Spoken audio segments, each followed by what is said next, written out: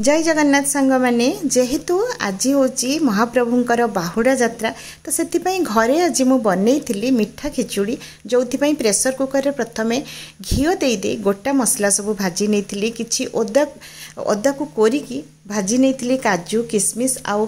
अरुआ चाउल मुग डाली को भाजी नहीं तापरे स्वाद अनुजाई लुण हलदी आउ गुड़ पाउडर किछि देई ताको भाजी नहीं आपण गुड़ पाउडर जगह चीनी भी यूज करें तापरे लास्ट रे मो कोरा नड़िया किछि देइथिली आवश्यक अनुजाई पानी दे देइथिली तापरे लास्ट रे टिके गुआ घिओ देई ताको गोटे हुइसिल आसीबा पर्यंत प्रेसर लगे देइथिली